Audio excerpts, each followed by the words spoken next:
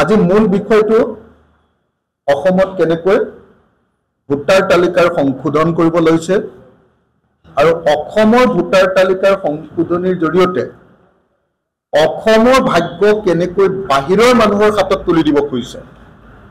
অসমৰ মানুহৰ ৰাজনৈতিক ভাগ্য কেনেকৈ বাহিৰৰ মানুহ বহিৰাগত অন্য ৰাজ্যৰ মানুহৰ হাতত তুলি দিব খোজা হৈছে সেই বিষয়লৈ মই আপোনালোকৰ সন্মুখত বক্তব্য দাঙি ধৰিম কিন্তু তাৰ আগতে এটা খবৰ আপোনালোকক দি ল'ব খুজিছো আৰু সেই কাৰণে আমাৰ অতি প্ৰিয় এডভোকেট হেমেন বৰা ডাঙৰীয়াক আমাৰ সৈতে ইয়াত বহুৱাইছো এই কাৰণে যে আজি আমাৰ কাৰণে এটা খুব ভাল খবৰ আছে আমি কা বিৰোধী আন্দোলনত প্ৰথমটো গোচৰত ফচিছিলো আমাৰ বিৰুদ্ধে প্ৰথমটো গোচৰ লাগিছিলে 2019 চনৰ 10 ডিসেম্বৰ তাৰিখৰ দিনা যোৰহাটতে মোক কা বিৰোধী আন্দোলনত গ্ৰেপ্তাৰ কৰা হৈছিল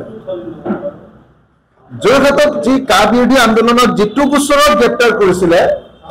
সেই গোচৰটোত কি হৈছিলে কা বিৰোধী আন্দোলনত যেতিয়া মোক গ্ৰেপ্তাৰ কৰিছিলে মোৰ লগতে আপোনাৰ লক্ষজ্যোতি গগৈ গ্ৰেপ্তাৰ কৰিছিলে মোৰ লগতে মানৱ কোঁৱৰক গ্ৰেপ্তাৰ কৰিছিলে আৰু দিব্যজ্যোতি শৰ্মাক গ্ৰেপ্তাৰ কৰিছিলে সেই গোচৰটোত তাৰ পৰৱৰ্তী সময়ত যোৰহাট জেলৰ পৰা মোক আপোনালোকে সকলোৱে জানে যে এনআইএ ধৰি লৈ গৈছিলে দিল্লীলৈ আৰু মই সেই গোচৰটোত প্ৰায় 2 বছৰ মানে 10 ডিসেম্বৰ তাৰিখৰ পৰা 2019 চনৰ 10 ডিসেম্বৰ তাৰিখৰ পৰা 2021 চনৰ জুলাই মাহলৈকে জেলত থাকিলো প্ৰায় 2 বছৰ জেলত থাকিলো আৰু আজি সেই গোচৰটো খালাস একুইটেল বা সেই গোচৰটোৰ পৰা আমি মুক্ত হলো আজি যোৰহাটৰ ফাৰ্ষ্ট ক্লাছ মেজিষ্ট্ৰেট কোৰ্টত আমাক সেই গোচৰটো মুক্ত বুলি ঘোষণা কৰিলে একুইটেল দিলে খালাস দিলে বুলি কয় খালাস দিলে আমাৰ বিৰুদ্ধে আপোনাৰ সৰকাৰি অফিচাৰ বিলাকে সাক্ষী দিবলৈ আহিছিল পুলিশ বিলাকে সাক্ষী দিবলৈ আহিছিল সকলোৱে আমাৰ বিৰুদ্ধে কবলৈ চেষ্টা কৰিছিল সৰকাৰি উকিলে আমাৰ বিৰুদ্ধে যথেষ্ট পৰিমাণে সক্ৰিয় ভূমিকা পালন কৰিছিল এই আটাইবিলাক কৰাৰ পাছতো আলটিমেটলি আমি গুৱাহাটী উকিল সন্থাৰ সহযোগিতা এই গোচৰটোৰ পৰা সম্পূৰ্ণৰূপে মুক্ত হৈ গ'ল যোৰহাট গুৱাহাটী কৈছো যোৰহাট উকিল সন্থাৰ সহযোগিতা সম্পূৰ্ণৰূপে মুক্ত হ'ল যেতিয়া আমাক যোৰহাটত গ্ৰেপ্তাৰ কৰিছে গোটেই যোৰহাটৰ উকিল সমাজখন গোটেই সমাজখনে আমাৰ হৈ ওকালতি কৰিছিল তাৰপিছত গোচৰটোৰ দীঘলীয়া কাৰ্যকালত আমাৰ উকিল সন্থাৰ সভাপতি শ্ৰীযুত হেমেন বৰা তেখেতৰ নেতৃত্বত সুদীপ্ত নয়ন গোস্বামী আৰু বিশ্বজিৎ শইকীয়া আৰু আমাৰ ধ্ৰুৱ বৰুৱা তেখেতসকলে বিনামূলীয়াকৈ মানে আনকি ওকালতনামাখনো তেখেতৰ টকাৰে কিনি আমি যে চহী কৰোঁ ওকালতনামাখনত সেই পইচাও আমাক খৰচ কৰিবলৈ নিদি যোৰহাট উকিল সন্থাই আমাক বিনামূলীয়াকৈ এই গোচৰটোৰ পৰা আমাক মুক্ত কৰি দিলে গতিকে প্ৰথম কথা অসমবাসী ৰাইজক ধন্যবাদ জনাইছো যে কা আন্দোলনৰ সময়ত 30টামান গোচৰ মোৰ ওপৰত লগাইছিলে তাৰ ভিতৰত এতিয়ালৈকে 10-12টামান গোচৰত মুক্ত হলো আজি যোৰহাটৰ গোচৰটোৰ পৰা মুক্ত হলো মনটো ভাল লাগিছে একুইটেল পালো আমাক বহুত ষড়যন্ত্ৰ কৰিছিলে হিমন্ত বিশ্ব শৰ্মাৰ উকিলে হিমন্ত বিশ্ব শৰ্মাৰ চৰকাৰে আমাক বহুত চেষ্টা কৰিছিলে নোৱাৰিলে গতিকে আজি ধন্যবাদ জ্ঞাপন কৰিলো আৰু এই কথাখিনি কৈয়ে এতিয়া মই মোৰ মূল বিষয়টোক লৈ আমাৰ সংবাদমেল সম্বোধন কৰিব খুজিছো মূল বিষয়টো হ'ল যে এই যিখন ইলেকশ্যন কমিশ্যন অফ ইণ্ডিয়াৰ ফৰ্ম 8 দিছে 8 নম্বৰ ফৰ্ম এই ফৰ্মখন ফিল আপ কৰি ইলেকশ্যন কমিশ্যনাৰ মুখ্য নিৰ্বাচনী বিষয়া অসমৰ অনুৰাগ গোয়েলে কৈছে যে আমি নমিনেশ্যন পেপাৰ ফাইল কৰাৰ দুদিনৰ আগতে যদি কোনোবাই আবেদন কৰে,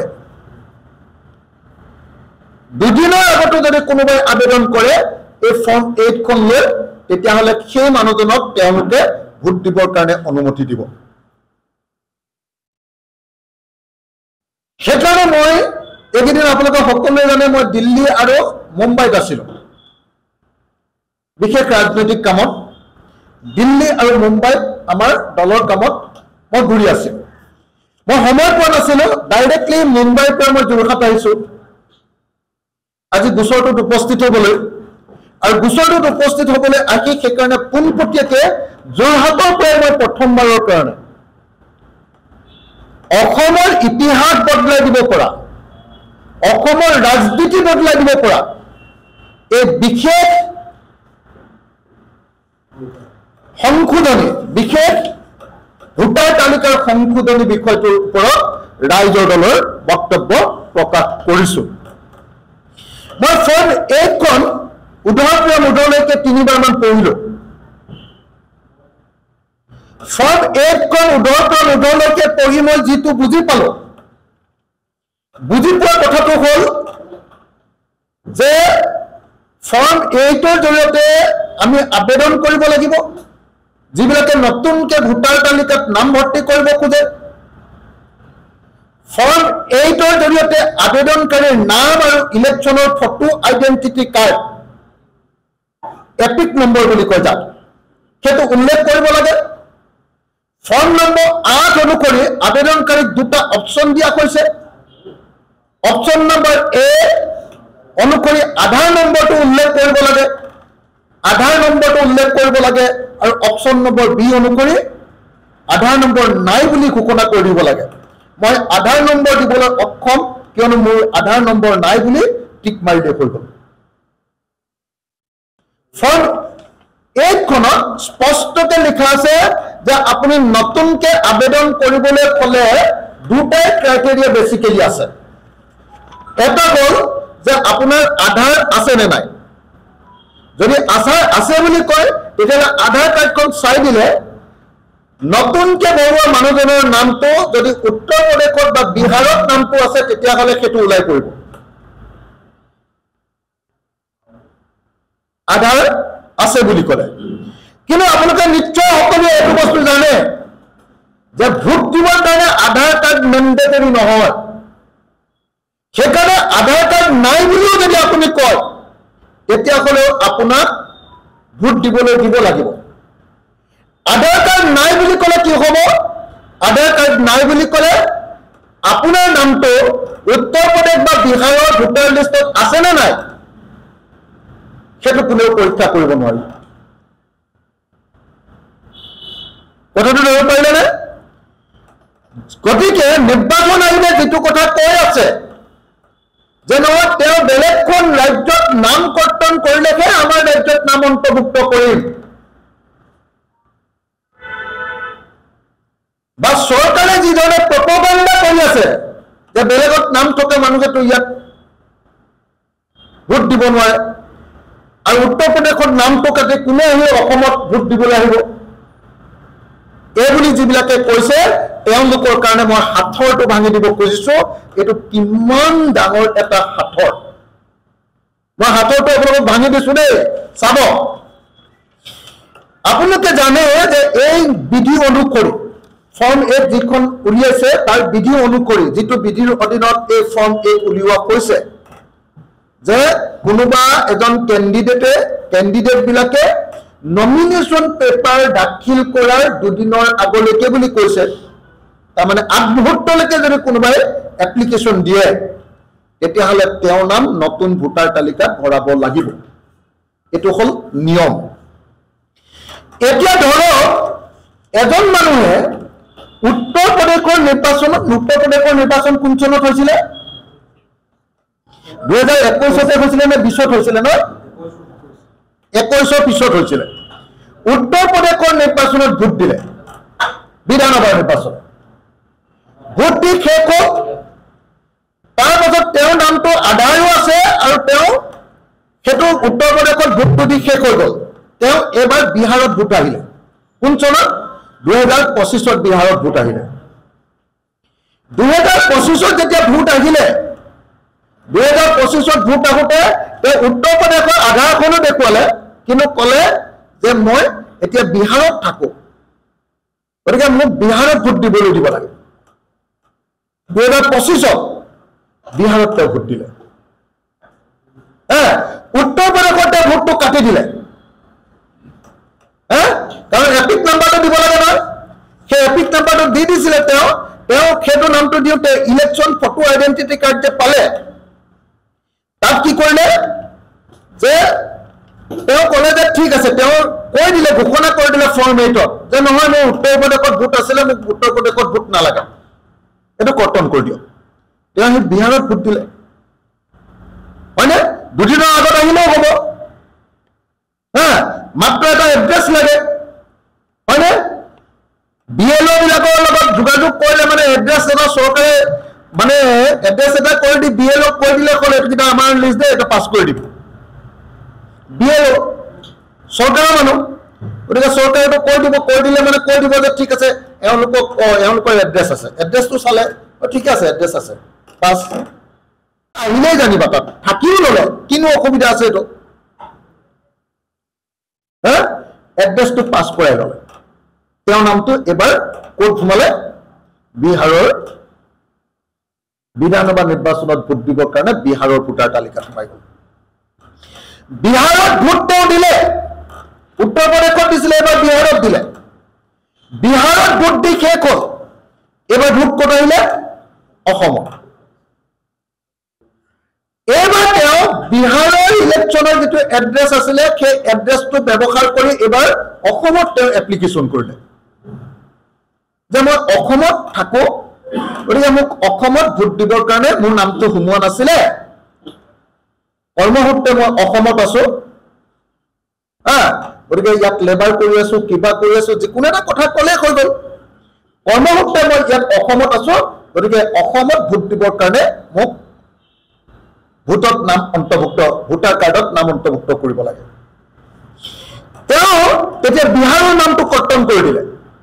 তেওঁ আধাৰ নেদেখুৱালে নাম কৰ্তন নকৰিলেও হ'ব আধাৰ নাই বুলি কৈ দিলে হ'ল যদি আধাৰ আছে তেতিয়াহ'লে তেওঁ বিহাৰত নামটো কাটি দিলে হ'লে বিহাৰত নামটো কাটি অসমত নামটো ভৰাই দিলে অসমত ইলেকশ্যনত ভোট দিলে মাৰ্চ বা এপ্ৰিলত আমাৰ ভোট হ'ল ফাৰ্ষ্ট পেজ হ'লে মাৰ্চত দিলে ছেকেণ্ড পেজ হ'লে এপ্ৰিলত দিলে হৈ গ'ল তেওঁ এপ্ৰিলত দি শেষ হৈ গ'ল শেষত দি তেওঁ যেতিয়া শেষ হৈ গ'ল এইবাৰ তেওঁ আকৌ উত্তৰ প্ৰদেশলৈ গ'ল এইবাৰ তেওঁ উত্তৰ প্ৰদেশলৈ গ'ল এইবাৰ তেওঁ আকৌ উত্তৰ প্ৰদেশলৈ গৈ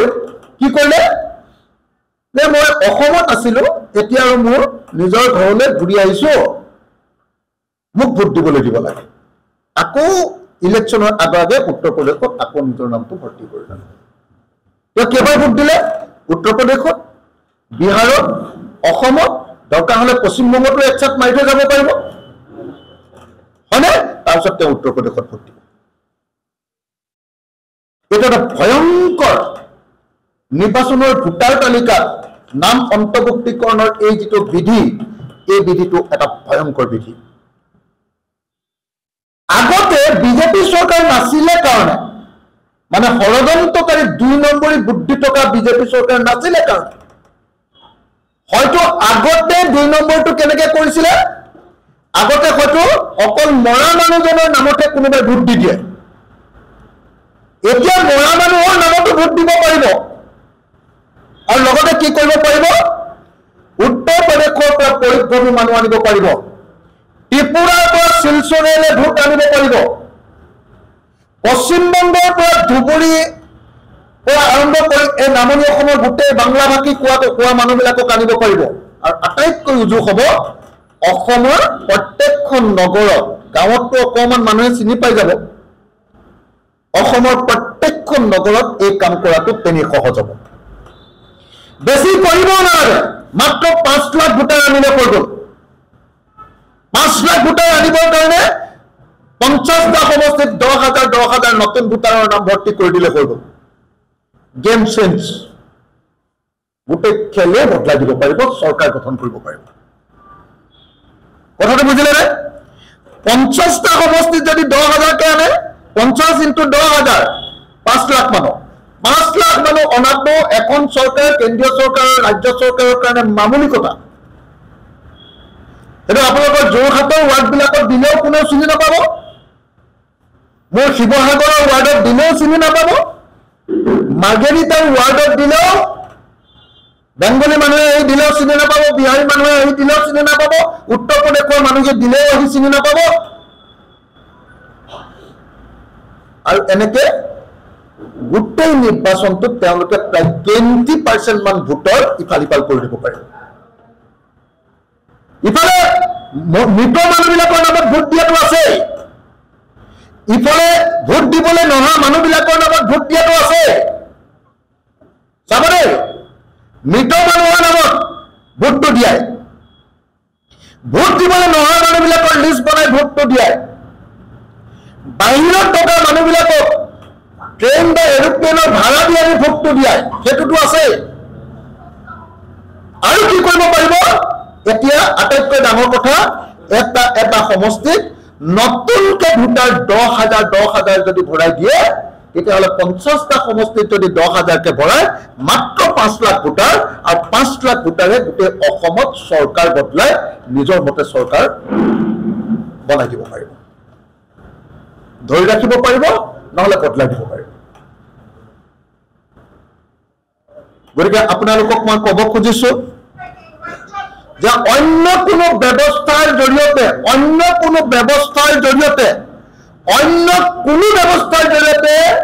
এই ভয়ংকৰ ভোট চুৰিৰ ঘটনা এই ভয়ংকৰ ভোট ডকাইতিৰ ঘটনা এই ভয়ংকৰ ইলেকশ্যনত কি কৰা এইটো অপখন ইলেকশ্যনৰ ফলাফলক সম্পূৰ্ণৰূপে অপখন কৰাৰ ঘটনা কোনো পৰ্যায়ত প্ৰতিৰোধ কৰা সম্ভৱপৰ নহয় কোনোবাই ক'ব পাৰে যে আমাৰ নিজে বিএলএ যিবিলাক আছে আমাৰ বুথ লেভেল এজেণ্ট আছে এজেণ্টবিলাকে এইটো চাব পাৰিব এজেণ্টে চালেও কোনো কাম নাই যদি তেওঁলোকে ইয়াতে চালেও কোনো কাম নাই লিগেলি এই মানুহবিলাকে আহিব পাৰিব লিগেলি ভোট দি যাব পাৰিব লিগেলি তেওঁ এবাৰ উত্তৰ প্ৰদেশত লিগেলি তেওঁ এবাৰ বিহাৰত লিগেলি তেওঁ এবাৰ অসমত লিগেলি তেওঁ পশ্চিমবংগত আৰু লিগেলি তেওঁ আকৌ উত্তৰ প্ৰদেশত ভোট দি এটা সাৰ্কুলত 5 বছৰৰ ভিতৰত তেওঁ 5খন ৰাজ্যত ভোটত জিকাই থৈ আহিব পাৰিব অন্যান্য জাতীয় আৰু জনগোষ্ঠীয় প্ৰত্যেকটো সংগঠনে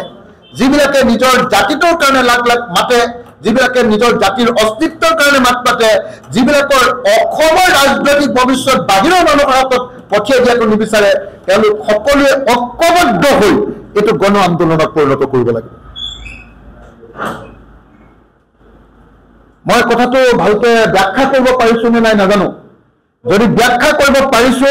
আৰু যদি বুজিব পৰা হৈছে তেতিয়াহ'লে মানুহে বুজি পাব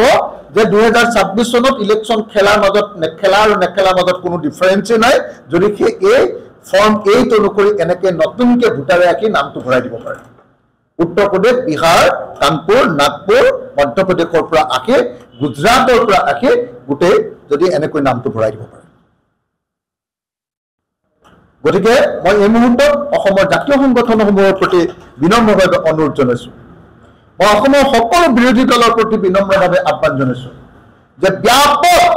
ঐক্যবদ্ধ গণ আন্দোলন গঢ়ি তোলা হওক অসমীয়া জাতিৰ ভৱিষ্যত ৰক্ষা কৰিবৰ কাৰণে ব্যাপক ঐক্যবদ্ধ গণ সংগ্ৰাম গঢ়ি তোলা হওক নাম্বাৰ 1 নাম্বাৰ 2 আমি সুপ্ৰিম কোৰ্টৰ দ্বাৰস্থ হৈ এই যেটো বিধি আছে এই বিধিটো বদলাবৰ কাৰণে বাধ্য কৰোঁ আহক তাৰ বাহিৰে অন্য কোনো ট্ৰেডিশনাল উপায়েৰে ইয়াৰ পৰা অসমীয়া জাতি বচাৰ কোনো ৰাস্তা নাই মই এইখিনি কথা কৈ আজিৰ সংবাদমেলৰ মূল বিষয়বস্তু সামৰণি মাৰিছো ধন্যবাদ জয় আই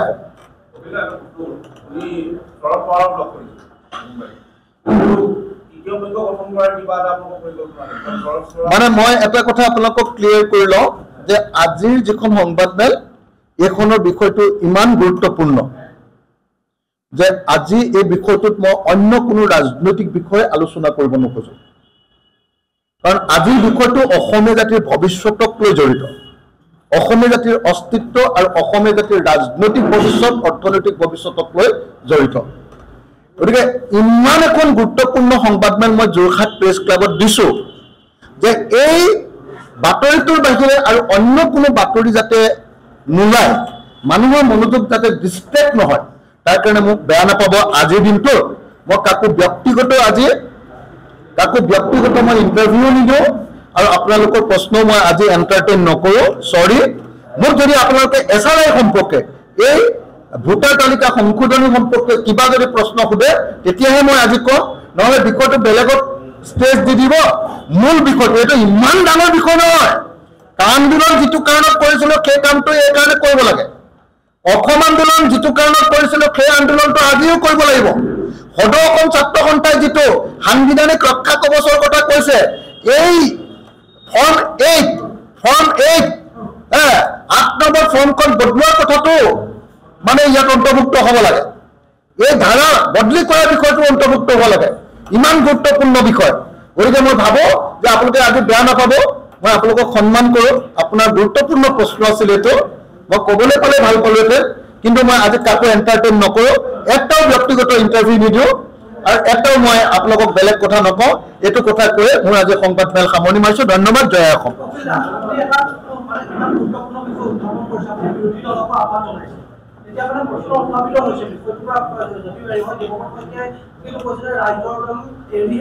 মানে এই বিষয়টোৰ ওপৰত আজি মই কথা নকওঁ এই বিষয়টোৰ ওপৰত মই আজি কথা নকওঁ কাৰণ এই বিষয়টো উলিয়ালে আপোনালোকে যদি কোনোবাই ইচ্ছাকৃতভাৱে কোনোবা সংবাদ মাধ্যম যদি কেনেবাকৈ ডিষ্ট্ৰেক্ট কৰে ধৰক আজি নিউজ লাইভ আছে নিউজ লাইভে এইটো মোৰ বাতৰিটো নুলিয়াই আৰু আপোনালোকে সোধা কথাটোহে উলিয়াব সেইকাৰণে মই আজি আৰু নকওঁ ধন্যবাদ